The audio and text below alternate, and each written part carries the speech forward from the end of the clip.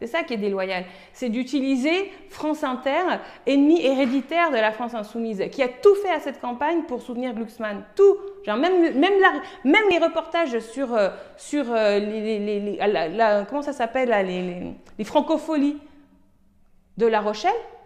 Glucksmann était sur place, etc. Enfin, France Inter, c'était incroyable. C'était absolument incroyable. Et la façon dont le service public France 2 a valorisé Delahousse, comment il a valorisé le score de Glucksmann. Il y a eu un effet Glucksmann.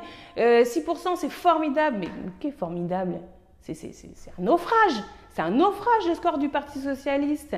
Mais on peut compter sur le service public, télé et radio, pour toujours venir à la rescousse de ce petit monde d'avant. Voilà. Et c'est ça qui est déloyal dans ce que fait Clémentine, c'est qu'elle utilise ces gens-là et compte tenu de leurs objectifs comme vecteur pour s'insérer dans une discussion qui en soi est nécessairement légitime, mais où elle, sa parole, est particulièrement sujette à caution compte tenu de tout ce qu'elle a préconisé et incarné depuis des années politiquement. Elle s'est gourée sur toute la ligne à chaque étape. Bon, donc je veux bien, elle a comme tout le monde droit au chapitre dans la mesure où il y a eu un échec et qu'on ne peut pas, quand on fait 6%, dire aux gens cause toujours, mais on a fait 20%. Là, non, on fait 6%. Donc, il ne peut pas y avoir d'arrogance. Il ne peut pas y avoir de mépris. Tous les points de vue sont intéressants.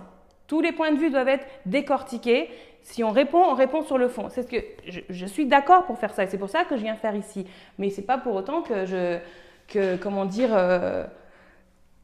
pense que Clémentine tirera son épingle du jeu comme ça.